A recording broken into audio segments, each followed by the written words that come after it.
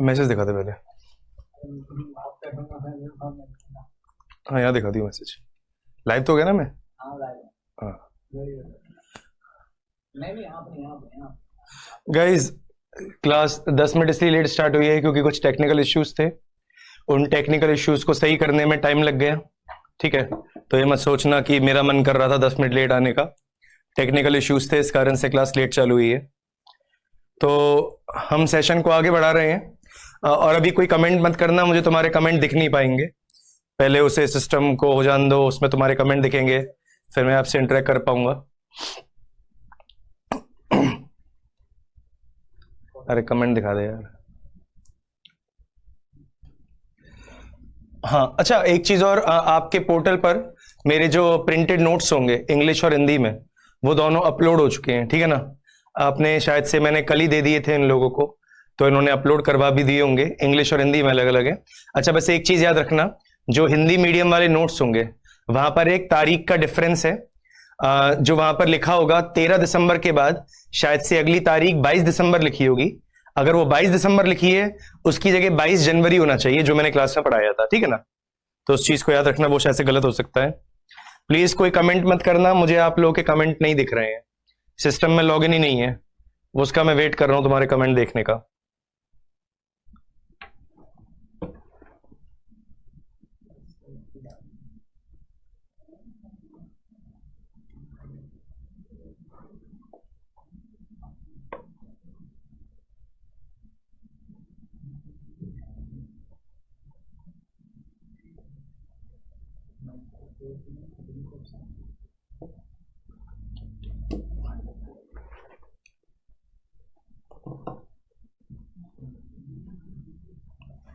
चलिए, अभी थोड़ा टाइम लगेगा लॉगिन होने में, तब तक आपको बता देता हूं हम लोगों ने पिछली वाली क्लास में कहां तक कर लिया था।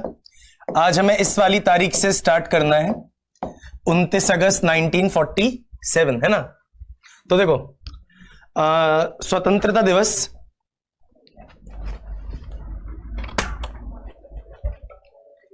कमेंट रहे दो 10 मिनट। तो सुनो बच्चों, स्वतंत्रता दिवस इंडिपेंडेंस डे के 14 दिन बाद, यानी कि 29 अगस्त 1947, 29 अगस्त 1947 को संवैधानिक सभा ने एक समिति का गठन किया। एक कमेटी को अपॉइंट किया गया जिसका नाम था ड्राफ्टिंग कमेटी। इंग्लिश हिंदी में से कहते हैं प्रारूप समिति। ठीक है? तो ये एक बहुत ही इंपॉर्टेंट कमेटी है जिसे 29 अगस्त को अपॉइंट किया गया था, नियुक्त किया गया था। अब इस कमेटी की खास बात क्या है? जब यही चीज मैं बच्चों से पूछता हूं कि प्रारूप समिति, ड्राफ्टिंग कमेटी क्यों बनाई गई थी, तो यहां पर बच्चों का आंसर आता है कि सर, ड्राफ्टिंग कमेटी, प्रारूप समिति इसलिए बनाई गई थी ताकि ये संविधान का ड्राफ्ट, यानी कि प्रारूप, और या तो कहो मसौदा, तैयार कर सके। ये ड्राफ्ट कुछ नहीं, एक तरीके का स्ट्रक्चर होता है, बेसिक सा, मतलब एक सिंपल सा स्ट्रक्चर। इसी को आगे जाकर कॉन्स्टिट्यूशन में कन्वर्ट किया जाएगा। तो यूजुअली ये लोगों का मानना है कि ड्राफ्टिंग कमेटी, प्रारूप समिति का काम था हमारे कॉन्स्टिट्यूशन का मसौदा, यानी कि ड्राफ्ट तैयार करना। लेकिन रियलिटी ये थी कि सर BN राव, जो कि संवैधानिक सलाहकार, कॉन्स्टिट्यूशनल एडवाइजर थे, सर BN राव ने कॉन्स्टिट्यूशन का सबसे पहला ड्राफ्ट, प्रारंभिक मसौदा तैयार किया था, जिसे हम कह सकते हैं कच्चा मसौदा। तो वो सर BN राव थे जिन्होंने हमारे संविधान का इनिशियल ड्राफ्ट, कच्चा मसौदा तैयार किया था। इस मसौदे की चर्चा करने के लिए, मतलब इस मसौदे पर डिस्कशन करने के लिए, इस पर क्या सुधार हो सकता है, उसके लिए ड्राफ्टिंग कमेटी, प्रारूप समिति बनाई गई थी। तो प्रारूप समिति का मेन काम क्या था? सर BN राव ने जो कच्चा मसौदा, इनिशियल ड्राफ्ट प्रिपेयर किया था, उस मसौदे पर जांच करना, क्या और सुधार हो सकता है, इन सारी चीजों के लिए प्रारूप समिति, ड्राफ्टिंग कमेटी बनाई गई थी। अब ड्राफ्टिंग कमेटी में टोटल 7 सदस्य थे और इसके जो चेयरमैन थे उनका नाम है डॉक्टर BR अंबेडकर। ठीक है? तो ये है वो कमेटी जिसके चेयरमैन, अध्यक्ष डॉक्टर अंबेडकर थे। अब इस कमेटी में टोटल 7 मेंबर हैं और ये सातों के 7 नाम आपको पता होना चाहिए आपके एग्जाम के लिए। अब आप जरा ध्यान से देखो, मैंने आप लोगों को जो नोट्स दिए थे उन नोट्स के अंदर लिखे हुए हैं इन सातों के नाम। तब भी मैं फॉर्मेलिटी के लिए ये सातों नाम यहां पर लिख देता हूं और ठीक है, फिर हम आगे बढ़ेंगे। चलिए अब मुझे आपके कमेंट्स दिखेंगे थोड़ी देर में।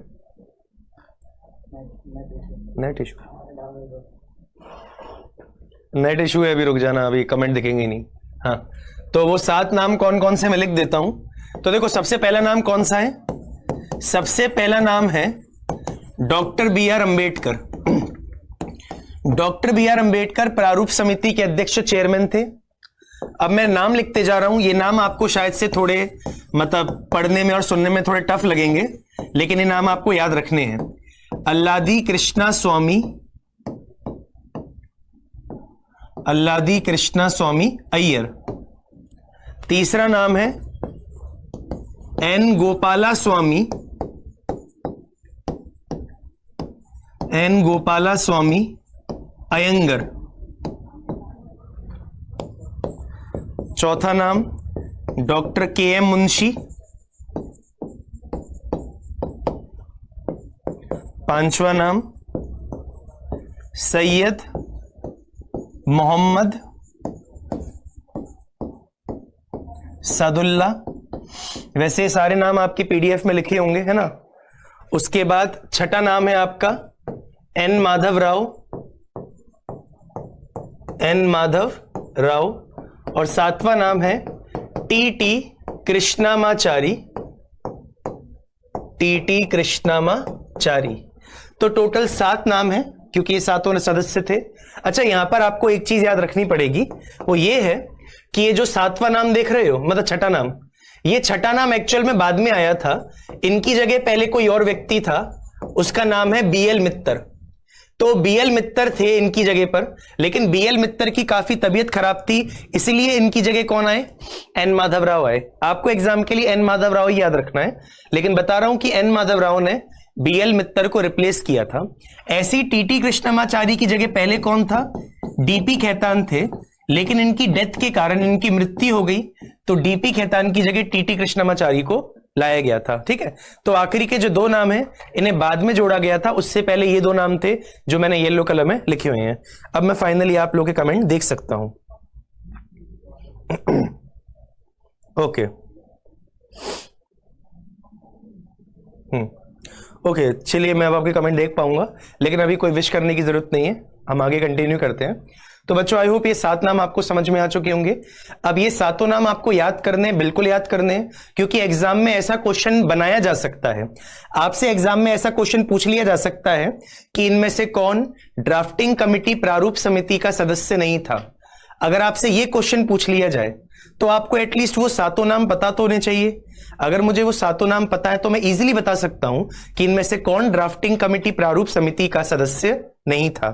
समझ में आ गया? ठीक है। तो आई होप आपको यहां तक क्लियर हो चुका होगा कि ड्राफ्टिंग कमेटी का चेयरमैन कौन था, ये कब बनी और इसके अंदर कितने मेंबर थे। तो 29 अगस्त तक हमने निपटा दिया ना। अच्छा, यहां पर एक चीज और जो कायदे से मुझे कल आपको बता देनी चाहिए थी। कल मैंने आपको बताया था कि संवैधानिक सभा जिसके अंदर पहले थी 389 सीटें, वो बंटवारे के बाद कितनी हो गई? 299 हो गई। और मैंने आपको इसके पीछे का लॉजिक बताया था कि पहले इंडिया और पाकिस्तान एक ही थे, लेकिन जैसे इंडिया और पाकिस्तान का बंटवारा हुआ तो संवैधानिक सभा कॉन्स्टिट्यूएंट असेंबली का भी बंटवारा हो गया। तो पहले कंबाइंड कितना था? 389, लेकिन जैसे ही पाकिस्तान अलग हुआ तो कॉन्स्टिट्यूएंट असेंबली की कुछ सीटें कम हो गई और फाइनली हमारे पास बची 299 सीटें। यह चीज तो मैंने आपको कल भी बता दी थी। यहां पर आपको एक चीज बताना भूल गया था, वो पॉइंट ये है कि जैसे ही भारत आजाद हुआ तो कॉन्स्टिट्यूएंट असेंबली के कंधों पर एक जिम्मेदारी और आ गई। देखिए, कॉन्स्टिट्यूएंट असेंबली यानी कि संवैधानिक सभा, इसके कंधों पर सबसे बड़ी जिम्मेदारी क्या थी? देश का संविधान तैयार करना। लेकिन जैसे ही भारत आजाद हुआ, संवैधानिक सभा के कंधों पर एक जिम्मेदारी और आ गई थी, और वो ये थी कि जब तक संविधान तैयार नहीं हो जाता तब तक देश के लिए कायदे कानून बनाना। तो आजाद होने के बाद संवैधानिक सभा के कंधों पर 2 जिम्मेदारियां आ गई। एक जिम्मेदारी तो ऑलरेडी थी, देश का संविधान तैयार करना। जो दूसरी नई जिम्मेदारी कौन सी है? जब तक संविधान तैयार नहीं होता तब तक देश के लिए कायदे कानून बनाते रहना। तो ये दोनों काम कॉन्स्टिट्यूएंट असेंबली संवैधानिक सभा ने अलग अलग दिन किए थे। ठीक है, तो जब कभी भी संवैधानिक सभा संविधान बनाने के लिए मिलती थी, उस वक्त उसके अध्यक्ष प्रेसिडेंट का नाम होता था डॉक्टर राजेंद्र प्रसाद। लेकिन जब संवैधानिक सभा कानून बनाने के लिए मिलती थी, नॉर्मल कानून बनाने के लिए, तो उस वक्त उसके अध्यक्ष का नाम होता था जीवी मावलांकर, गणेश वासुदेव मावलांकर, और यही आगे जाकर लोकसभा के सबसे पहले स्पीकर बने थे। तो इस चीज को याद रखना। आजादी के बाद संवैधानिक सभा पर एक जिम्मेदारी एक्स्ट्रा आ चुकी थी, और वो थी जब तक संविधान नहीं बन जाता तब तक देश को चलाने के लिए कायदे कानून तैयार करना। ये दोनों काम अलग अलग दिन किए गए थे। ठीक है। देखो बीएल मित्तर क्यों हट गए सर, बताइए। अरे मैंने तुम्हें तभी बताया था यार, बीएल मित्तर की तबीयत काफी खराब हो गई थी, इसलिए उसकी जगह इनको लाया गया था, एन माधवराव को। कोई बता दो 5 पर क्या लिखा हुआ है? सैयद मोहम्मद सदुल्ला, सैयद मोहम्मद सदुल्ला। सर आपने प्रियम्बल की डेफिनेशन क्या बताई है? पहले तो अभी मैंने प्रियम्बल चैप्टर पढ़ाया ही नहीं है, तो अभी उसकी डेफिनेशन क्या बताऊंगा तुम्हें। ठीक है, चलिए यहां तक आपको समझ में आया। ये था 29 अगस्त, और अब हम चलते हैं आगे की तरफ। और देखो अब क्या हुआ ना, 29 अगस्त को ड्राफ्टिंग कमिटी बनी और इसने मतलब संविधान का मसौदा तैयार करना शुरू कर दिया। तो ड्राफ्टिंग कमिटी के द्वारा सबसे पहला मसौदा कब पेश किया गया था? आइए अब हम इन चीजों पर डिस्कशन करते हैं। तो देखो मैं नेक्स्ट स्लाइड की तरफ जा रहा हूं। तो देखिए ड्राफ्टिंग कमिटी अगस्त 1947 में बनी थी। ड्राफ्टिंग कमिटी ने सबसे पहला मसौदा 1948 में पेश किया था, फरवरी में। तो सबसे पहला ड्राफ्ट यानी कि सबसे पहला मसौदा, तो प्रारूप समिति ने सबसे पहला मसौदा कब तैयार किया था? फरवरी 1948 में। अब देश की जनता को 8 महीने का समय दिया गया इस मसौदे पर विचार विमर्श, कंसीडरेशन, डेलिब्रेशन करने का। तो देश की जनता को 8 महीने का समय मिला, काफी आलोचना हुई, ये हुआ वो हुआ, और फाइनली अक्टूबर 1948 यानी कि 8 महीने गुजरने के बाद प्रारूप समिति ने दूसरा मसौदा तैयार किया। ठीक है, और फाइनली जो अंतिम मसौदा था वो नवंबर 1948 में पेश किया गया। Final draft. फाइनल ड्राफ्ट का मतलब हो गया अंतिम मसौदा। तो अंतिम मसौदा नवंबर 1948 में पेश किया गया था। और अब अंतिम मसौदे के बारे में सुन लो। अंतिम मसौदे को पेश किया गया था, मतलब अंतिम मसौदे की 3 चरण में रीडिंग हुई थी, 3 वाचन हुए थे। पहला वाचन था फरवरी 4 नवंबर 1948 से 9 नवंबर 1948 तक। तो ये जो 5 दिन है, इन 5 दिन हुआ था पहला वाचन यानी कि फर्स्ट रीडिंग। यहां पर जनरल डिस्कशन हुआ था अंतिम मसौदे को लेकर। फिर फाइनली आता है 15 नवंबर 1949 से 17 अक्टूबर 1949।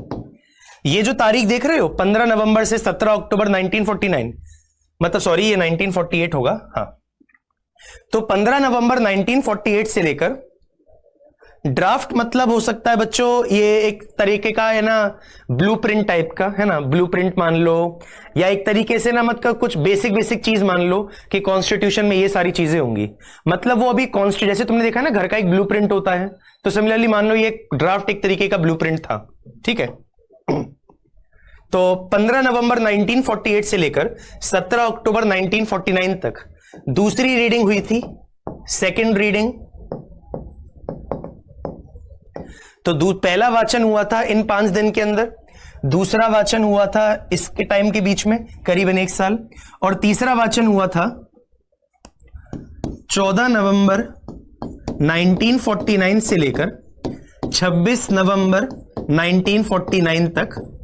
तो 14 नवंबर से 26 नवंबर तक अंतिम वाचन हुआ था यानी कि तीसरा वाचन, थर्ड रीडिंग। ठीक है,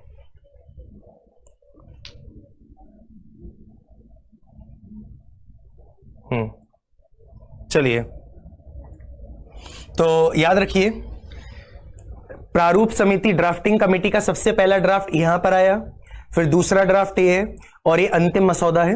अंतिम मसौदे पर 3 रीडिंग हुई थी। सबसे इंपॉर्टेंट जो रीडिंग हुई थी वो दूसरी वाली रीडिंग थी। आप इसके टाइम पीरियड से समझ सकते हैं कि इस पर काफी ज्यादा चर्चा हुई, करीबन 11 महीने चर्चा चली है, ठीक है ना। अब सुनो, तो फाइनली जो अंतिम रीडिंग थी वो कब हुई? 14 नवंबर से 26 नवंबर 1949। तो ये है वो तारीख जिस दिन finally doctor B R Ambedkar ने कहा कि अब कॉन्स्टिट्यूशन को पास करने का समय आ गया है। तो ये है वो तारीख जिस दिन फाइनली इंडिया का कॉन्स्टिट्यूशन पूरी तरीके से बनकर तैयार हुआ। तो अब हम स्टार्ट करेंगे 26 नवंबर 1949। याद रखना, ये जो तारीख मैंने लिखी हुई है, ये तारीख आपकी पीडीएफ में नहीं होंगी, लेकिन यहां पर तो लिखी हुई है, तो ये तो आपको मिल ही जाएंगी वैसे भी। और अगर नोट भी कर रहे थे, अच्छा रीडिंग में क्या करते हैं बच्चों, क्या होता है ना, ड्राफ्टिंग कमेटी ने तो मसौदा तैयार कर दिया, ड्राफ्ट प्रिपेयर कर दिया। अब ये ड्राफ्टिंग कमेटी के द्वारा बनाया गया ड्राफ्ट है, और इसमें केवल 7 मेंबर थे, जबकि कॉन्स्टिट्यूएंट असेंबली संवैधानिक सभा में 299 मेंबर थे। तो केवल 7 लोगों ने मसौदा तैयार किया है, बाकी के लोगों का भी इसमें कोई योगदान नहीं है। तो इन रीडिंग में क्या हुआ, जो बाकी के मेंबर थे कॉन्स्टिट्यूएंट असेंबली के, उन लोगों ने अपने व्यूज बताए कि नहीं, ड्राफ्टिंग कमेटी ने जो कॉन्स्टिट्यूशन बनाया है इसमें ये सुधार होने चाहिए। तो करीबन 7,500 संशोधन अमेंडमेंट पेश किए गए थे कि भाई ड्राफ्ट में ये बदलाव होने चाहिए, जिसमें से एक्चुअल में चर्चा केवल 2,500 अमेंडमेंट संशोधनों पर हुई थी। तो ड्राफ्टिंग कमेटी ने क्या किया, ड्राफ्टिंग कमेटी के जो 7 मेंबर थे उन्होंने कॉन्स्टिट्यूशन का ड्राफ्ट बना दिया, लेकिन बाकी के जो मेंबर हैं उनकी भी तो राय मायनी जाएगी ना। तो फिर बाकी के मेंबरों ने कहा कि नहीं नहीं, ड्राफ्ट में ये चेंज होना चाहिए, वो चेंज होना चाहिए। तो इन सब चीजों पर काफी टाइम लग गया। संविधान के हर एक प्रोविजन पर काफी बहसबाजी हुई। अगर संविधान के अंदर कोई प्रावधान प्रोविजन है तो उस पर डिस्कशन हुआ कि भाई इस प्रोविजन को जोड़ने के पीछे का लॉजिक क्या है। तो ऐसा नहीं है कि डॉक्टर बी आर अंबेडकर ने एक संविधान का ढांचा तैयार कर दिया, अब सबने वही मान लिया। उस ढांचे पर पूरा का पूरा डेलिब्रेशन, विचार विमर्श हुआ था, और इसमें काफी टाइम लग गया, है ना।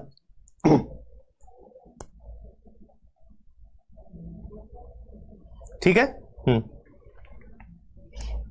तो यहां तक आपको क्लियर हुआ कि ये रीडिंग का क्या मतलब होता है। तो बच्चों अब मैं ना 26 नवंबर 1949 की तरफ चल रहा हूं, तो मैं इस स्लाइड से नेक्स्ट स्लाइड की तरफ जा रहा हूं। ओके बेटा, अभी अभी मैंने रीडिंग का मतलब बताया है, जाने तुम लोग क्या करते हो। हाँ, तो देखो अब हम स्टार्ट करते हैं 26 नवंबर 1949, क्योंकि इस दिन डॉक्टर बी आर अंबेडकर ने कहा था कि फाइनली अब कॉन्स्टिट्यूशन को पास करने का समय आ चुका है, क्योंकि सारी रीडिंग खत्म हो चुकी थी, जो जो सुधार करने थे वो सारे कर दिए थे। अब फाइनली हमारा कॉन्स्टिट्यूशन पूरी तरीके से बनकर तैयार है। तो अब मैं बात करूं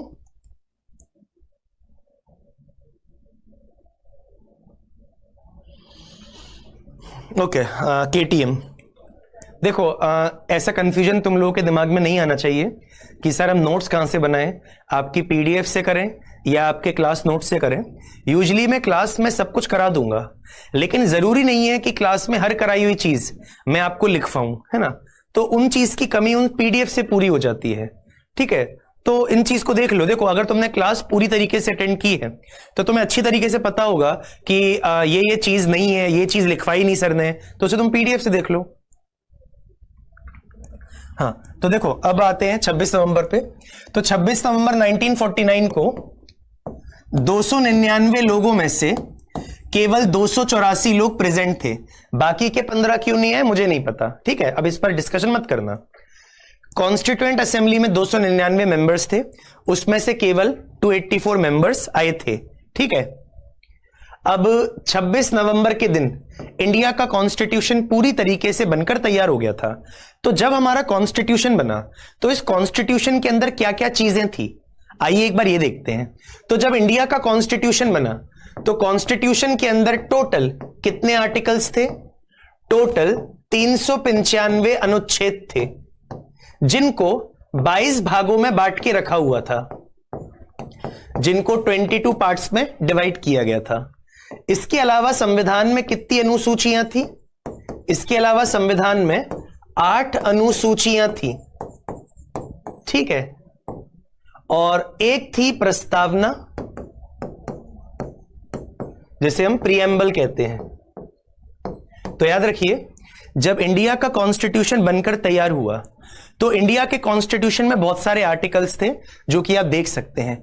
इतने आर्टिकल्स और किसी भी कॉन्स्टिट्यूशन में नहीं थे, इसलिए इंडिया के कॉन्स्टिट्यूशन को लेंथीएस्ट रिटन कॉन्स्टिट्यूशन, सबसे लंबा लिखित संविधान माना जाता है, क्योंकि इतना बड़ा संविधान और किसी देश का संविधान नहीं था।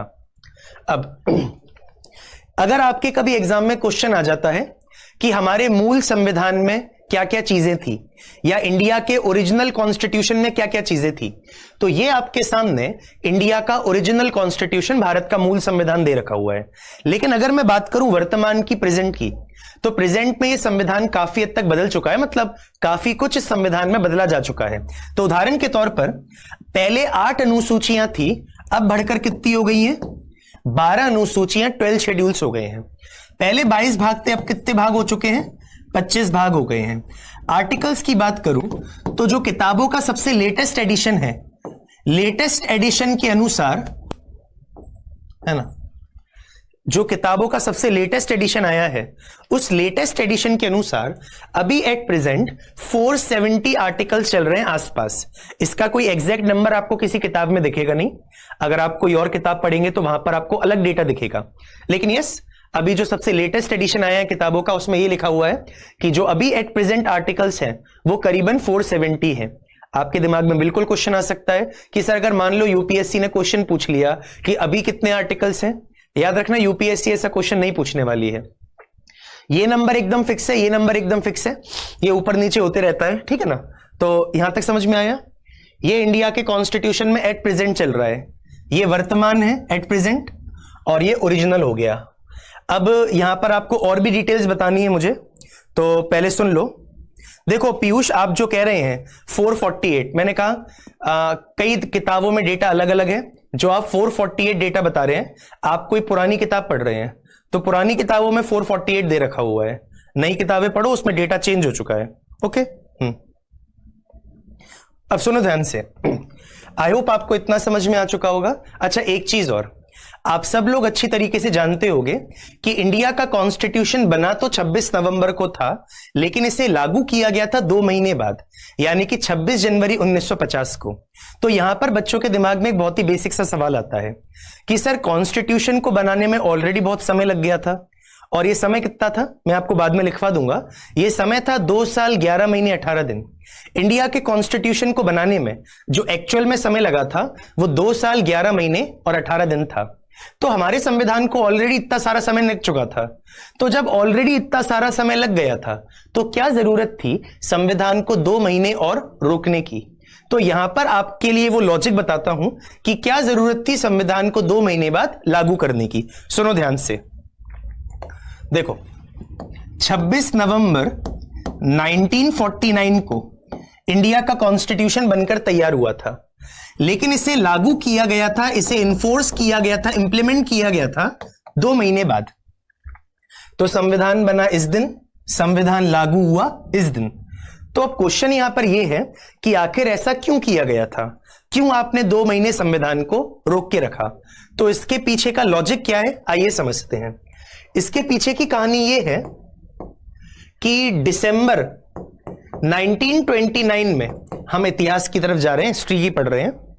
दिसंबर 1929 में कांग्रेस का लाहौर में सेशन था, जिसे हम कांग्रेस का लाहौर अधिवेशन, लाहौर सत्र, इंग्लिश में से लाहौर सेशन कहते हैं।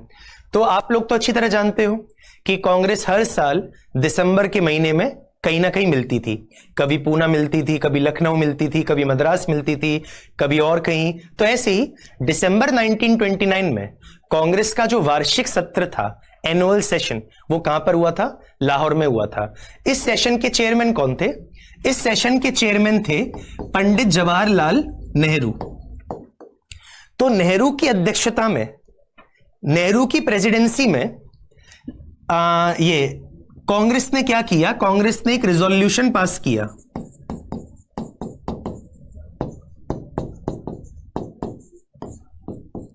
तो याद रखिए, दिसंबर 1929 में कांग्रेस ने एक रिजोल्यूशन पास किया, प्रस्ताव पास किया। इस प्रस्ताव को हम कहते हैं पूर्ण स्वराज।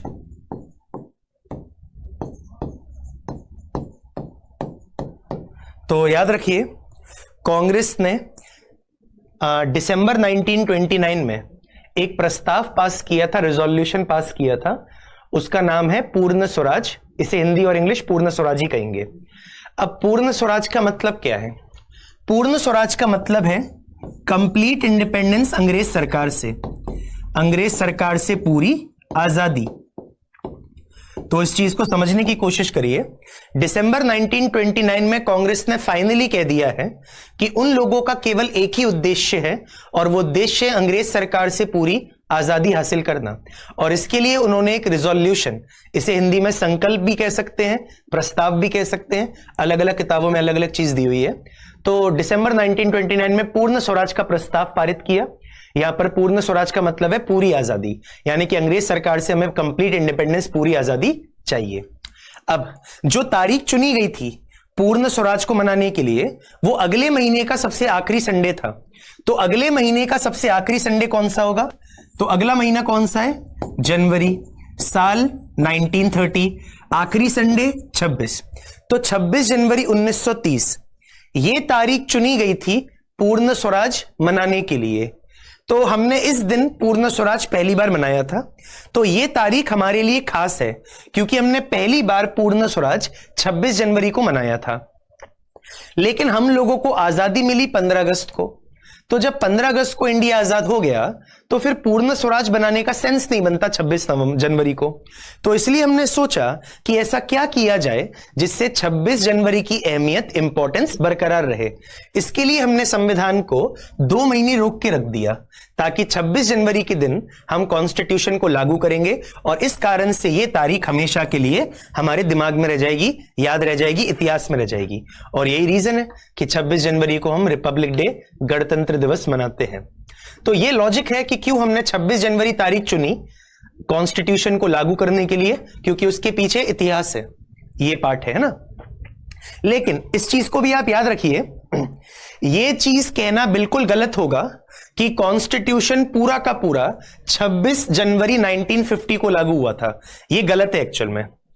26 नवंबर, देखो अभी जो मैं आपको बात बता रहा हूं बहुत इंपॉर्टेंट है, इसे ध्यान से सुनना। 26 नवंबर 1949 को कॉन्स्टिट्यूशन बना था, लेकिन उसे लागू किया था 26 जनवरी को। लेकिन यह पूरी तरीके से सही नहीं है। 26 नवंबर को कॉन्स्टिट्यूशन बना था और उसे लागू भी किया गया था, लेकिन बहुत जरा सा। यानी कि हमारा पूरा संविधान 26 जनवरी को लागू हुआ, लेकिन संविधान का कुछ भाग, कुछ पार्ट 26 नवंबर को ही लागू कर दिया गया था। ऐसा इसलिए हुआ क्योंकि कुछ चीजें ऐसी थी जिनके लिए आप 2 महीने इंतजार नहीं कर सकते थे। तो जिन चीजों के लिए 2 महीने इंतजार नहीं किया जा सकता था, उन चीजों को लागू किया गया था 26 नवंबर को, और जिन चीजों के लिए 2 महीने वेट कर सकते थे उनको लागू किया गया 26 जनवरी को। तो यहां पर आपके एग्जाम के लिए एक जरूरी सवाल बन जाता है कि आखिर वो ऐसे कौन से प्रावधान थे, प्रोविजन थे, जिन्हें 26 नवंबर को ही लागू कराया गया था। तो आइए एक बार हम देखते हैं वो प्रावधान, वो प्रोविजन। तो सुनो, 26 नवंबर को कितने आर्टिकल थे? 395 आर्टिकल थे। इनमें से कुछ आर्टिकल 26 नवंबर को ही लागू हुए थे। मैं उन आर्टिकल्स के नाम लिख देता हूं। तो 26 नवंबर को कौन कौन से आर्टिकल लागू हुए? तो आर्टिकल्स हैं 5, 6, 7, 8, 9, देन 60, देन 324, देन 366, 367, 379, 380, 388, 391, 392, 393 एंड 394। तो याद रखना, ये हैं वो आर्टिकल्स जो 26 नवंबर 1949 को लागू कराए गए थे। अब आप कहोगे कि क्या सर हमें ये सारे आर्टिकल्स याद करने हैं? इसमें से आपको केवल कुछ ही याद करने हैं। अब बताता हूं कौन कौन से। देखो,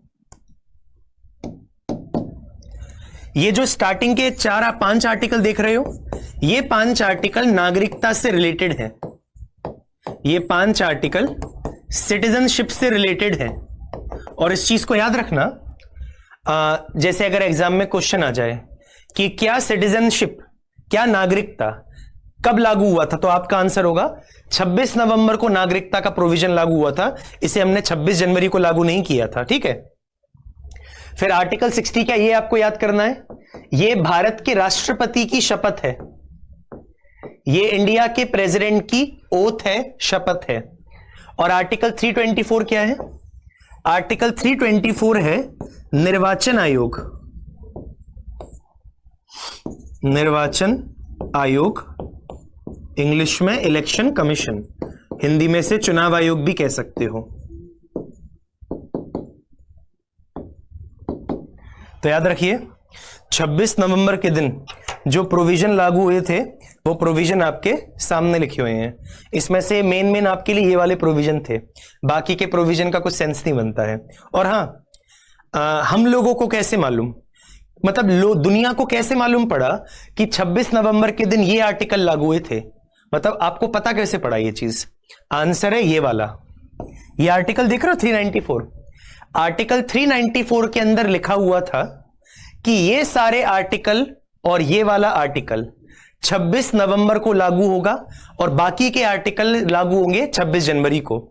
तो इस आर्टिकल के अंदर डिटेल लिखी हुई थी कि ये सारे आर्टिकल 26 नवंबर को लागू होंगे, ठीक है।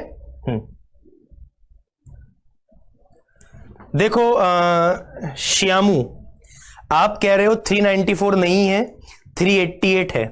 गलत।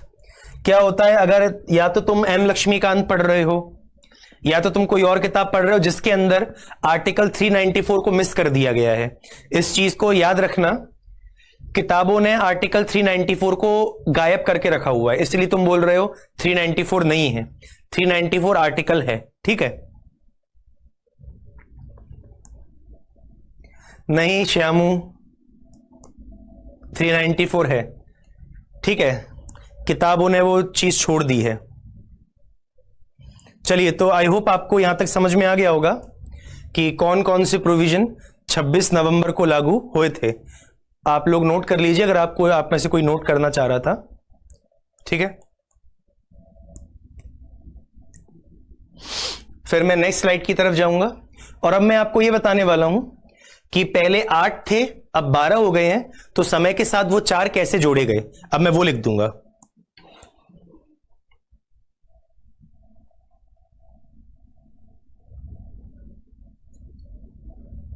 ओके श्यामू, सर मैं लूसेंट पढ़ रहा हूं। तो लूसेंट कोई बहुत महान किताब नहीं है, बिलीव मी। जब एम लक्ष्मीकांत ने गलती करके रखी हुई है तो लूसेंट क्या होती है? उन दोनों किताब में एक्चुअल में ये डेटा मिसिंग है, 394 होना चाहिए, ठीक है ना।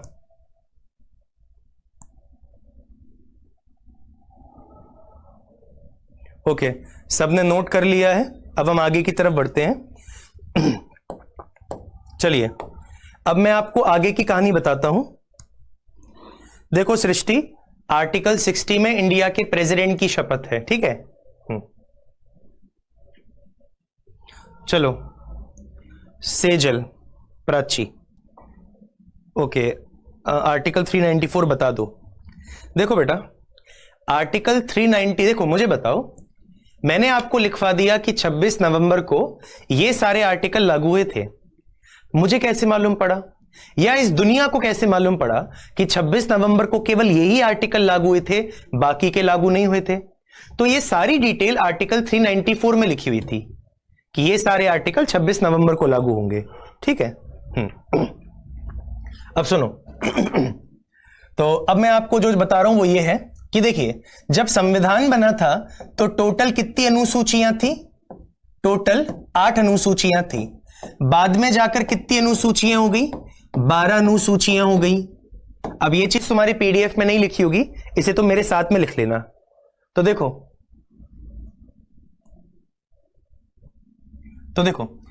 पहले 8 शेड्यूल्स थे, अब 12 शेड्यूल्स हो गए हैं। तो समय के साथ 4 अनुसूचियों को जोड़ा गया। मैं लिख देता हूं कि कौन सी अनुसूची कब जोड़ी गई थी, यह भी इंपॉर्टेंट है। तो देखो, 8 अनुसूचियां ऑलरेडी थी, तो जो नवी अनुसूची थी, अनुसूची मतलब शेड्यूल, तो जो नवी अनुसूची थी उसे कैसे जोड़ा गया था? उसे जोड़ा गया था पहला संविधान संशोधन,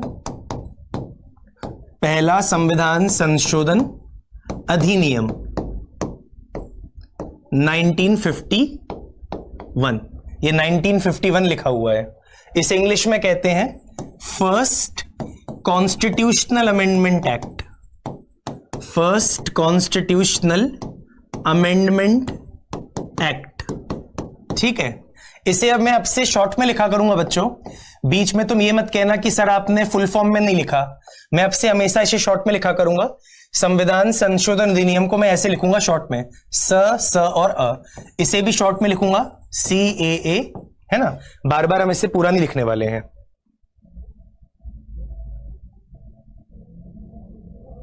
ठीक है। अब देखिए 9th शेड्यूल को कैसे जोड़ा गया, पहले संशोधन के द्वारा। कई बच्चों का सवाल होता है कि सर आखिर इस चीज का मतलब क्या होता है। देखो क्या होता है ना, इंडिया के कॉन्स्टिट्यूशन को लिखा गया है किताब में, तो अगर आपको उस लिखी हुई चीज को कभी बदलना हो तो उसको बदलने के लिए आपको एक प्रोसीजर फॉलो करना होता है, एक प्रक्रिया अपनानी होती है। जब वो प्रक्रिया कंप्लीट हो जाती है उसका नाम हो जाता है इस तरीके से, पहला संविधान संशोधन अधिनियम। यहां पर पहले का मतलब है कि भारत के संविधान को जब पहली बार बदला गया था, उसका मतलब यह है। तो पहला संशोधन, फर्स्ट अमेंडमेंट, पहले संशोधन का मतलब जब हमारा संविधान सबसे पहली बार बदला गया होगा। साल यह है वो साल जब संविधान को बदला गया था। ठीक है, तो ये 9वीं अनुसूची है। अब 10वीं अनुसूची कैसे जोड़ी गई? 10वीं अनुसूची जोड़ी गई थी 52वें संविधान संशोधन अधिनियम 1985 के द्वारा। इस टाइम पर किसकी सरकार थी? राजीव गांधी की सरकार थी। इस टाइम राजीव गांधी की सरकार थी। अब तुम ये पूछोगे सर इस टाइम किसकी सरकार थी? थोड़ा दिमाग लगाओ। 1951 से लेकर 1967 तक बस कांग्रेस की तो सरकार थी, तो लिखने की जरूरत ही नहीं है।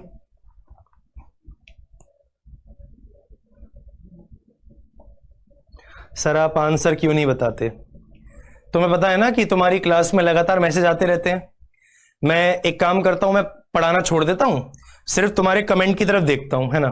तो और क्योंकि तुम्हारे कमेंट तो नॉन स्टॉप चलते ही रहते हैं, तो पढ़ाने के बजाय मैं क्या करूंगा, हर वक्त नोटिस करूंगा कि अच्छा इस बच्चे ने ये क्वेश्चन पूछा, अब इसका आंसर देना है। इस चीज को करने में ना ये सब छोड़ देते हैं, फिर यही काम कर लेते हैं। दोनों काम एक साथ नहीं हो सकते हैं।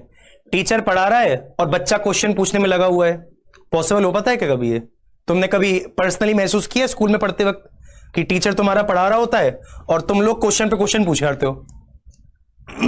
हाँ, तो 10वीं अनुसूची कैसे जोड़ी गई? 52वें संशोधन द्वारा। और 10वीं अनुसूची आपकी, चलो बाद में बता दूंगा। 10वीं अनुसूची 52वें संशोधन द्वारा जोड़ी गई। 11वीं अनुसूची कैसे जोड़ी गई?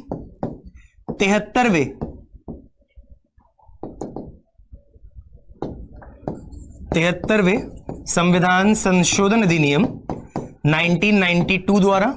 इस वक्त PV नरसिम्हा राव की सरकार थी, PV नरसिम्हा राव की सरकार थी, ये कांग्रेस की सरकार थी। और 12वीं अनुसूची जोड़ी गई थी 74वें संविधान संशोधन अधिनियम 1992 द्वारा, और इस टाइम पर भी PV नरसिम्हा राव की सरकार थी। तो ये आप लिख लेना कि कौन सी चीज कब कब जोड़ी गई थी।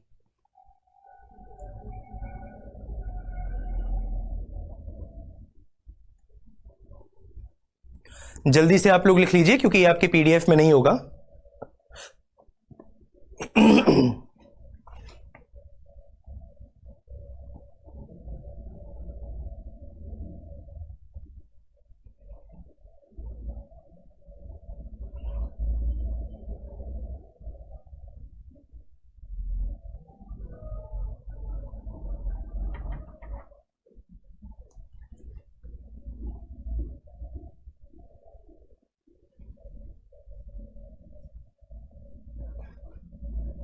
चलिए, अगर आप लोगों ने लिख लिया है एक बार बच्चों रिप्लाई कर दो, फिर मैं आगे की तरफ बढ़ता हूं। एक बार रिप्लाई करिए कि क्या आपने ये सब लिख लिया है, और बताओ। ये मैं आपको बाद में जाकर बताऊंगा कि जैसे 12वीं अनुसूची नगर निगम म्युनिसिपैलिटी से रिलेटेड है, 11वीं अनुसूची नगर वो पंचायत से रिलेटेड है, 10वीं अनुसूची दल परिवर्तन कानून एंटी डिफेक्शन लॉ से रिलेटेड है, और ये थी आपकी 9वीं अनुसूची जमीन अधिग्रहण मामले लैंड एक्विजिशन लॉ से रिलेटेड थी। ठीक है ना। बेटा इंग्लिश में किया था, इसके अंबेडकर ने इंग्लिश में किया था। उज्जवल पोरवाल 73 CA क्या है, 52 CA क्या है। मुझे पता नहीं इस क्लास के आधे बच्चे सोने की कोशिश करते हैं बीच क्लास में। अगर आप बीच क्लास में सोने की कोशिश ना करें तो आपको सब समझ में आ जाएगा कि मैं क्या पढ़ा रहा हूं। अब तुम इतना समझाने के बाद तुम पूछते हो कि सर ये 73 CA क्या है, 52 CA क्या है। यार तुम्हें समझ में नहीं आया था जब मैंने यहीं पर इसको शॉर्ट में बता दिया था। ये अमेंडमेंट एक्ट है। चलिए आपने यहां तक लिख लिया होगा। अब बच्चों मैं आपको कुछ और बेसिक सी चीज बता देता हूं इसी के चैप्टर के बारे में। तो देखिए 26 नवंबर को क्या क्या हुआ ये तो मैंने आपको बता दिया। अब हम चलते हैं रिपब्लिक डे से 2 दिन पहले, यानी कि 24 जनवरी 1950 को। आइए देखते हैं 24 जनवरी 1950 को क्या हुआ।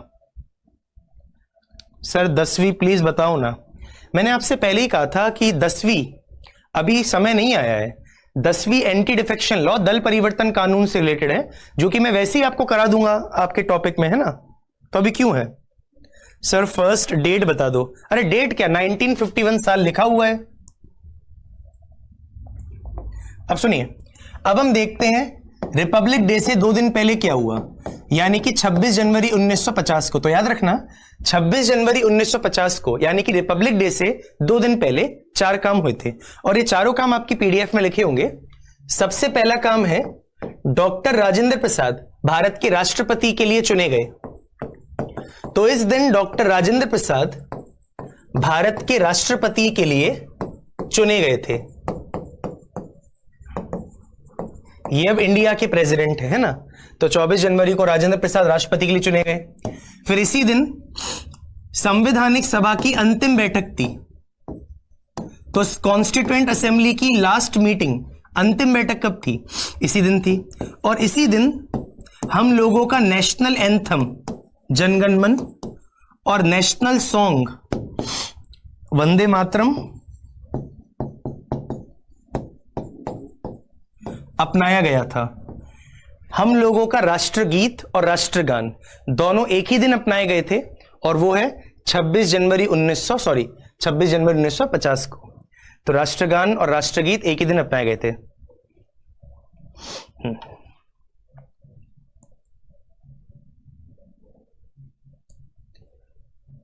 लिख लीजिए, वैसे सब तो लिखा होगा।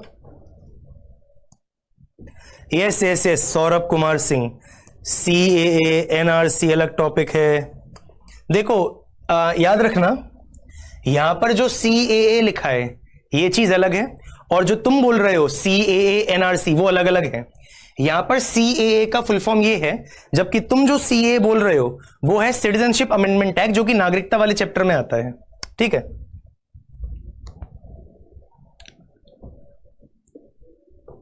एक ही दिन नेशनल एंथम और नेशनल सॉन्ग को अडॉप्ट किया गया था। ठीक है,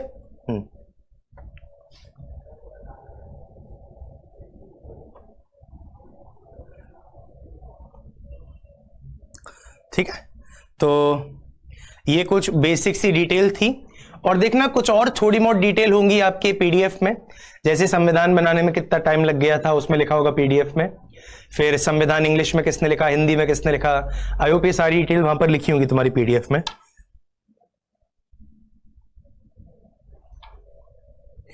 रोहित चक्रवर्ती फाइनल मीटिंग, अरे बेटा फाइनल मीटिंग इस दिन आखिरी मीटिंग थी कॉन्स्टिट्यूएंट असेंबली की। तो बस इसमें बताना क्या और मेरे को। सर सेकंड वाला फिर से समझा दीजिए प्लीज सर। बेटा सेकंड वाला क्या है, मतलब सेकंड वाली कौन सी चीज, तुम इसके बारे में बोल रहे हो क्या? फाइनल मीटिंग मतलब इस दिन कॉन्स्टिट्यूएंट असेंबली आखिरी बार मिली थी एज अ कॉन्स्टिट्यूशन के रूप में। मतलब देखो कॉन्स्टिट्यूएंट असेंबली का काम था संविधान बनाना, तो फाइनली 24 जनवरी के दिन उसका ये काम खत्म हो गया था। लेकिन 24 जनवरी के बाद कॉन्स्टिट्यूएंट असेंबली खत्म नहीं हुई थी, वो प्रोविजनल पार्लियामेंट अंतरिम संसद के रूप में काम करी थी, क्योंकि जो पहले जनरल इलेक्शन थे, आम चुनाव थे, वो 1952 में हुए थे। तो 1952 से पहले हमारा पार्लियामेंट का काम किसने किया था? इसी संवैधानिक सभा कॉन्स्टिट्यूएंट असेंबली ने किया था। यहां पर जो अंतिम बैठक हुई है ना, ये अंतिम बैठक किस रूप में हुई है? उसका संविधान बनाने के काम के रूप में हुई है ना। बेटा संविधान 2 लैंग्वेज में लिखा गया है, इंग्लिश और हिंदी में। ठीक है, चलिए तो फाइनली अब हम क्लास वाइंड अप करते हैं और अब हम कल मिलेंगे, कल भी मेरी क्लास होगी। तो ये टॉपिक ऑलमोस्ट ओवर हो चुका है और अब हम जब नेक्स्ट डे मिलेंगे तो हम स्टार्ट करेंगे नया टॉपिक, प्रीएम्बल, प्रस्तावना। ठीक है, चलिए सो क्लास ओवर कर देते हैं।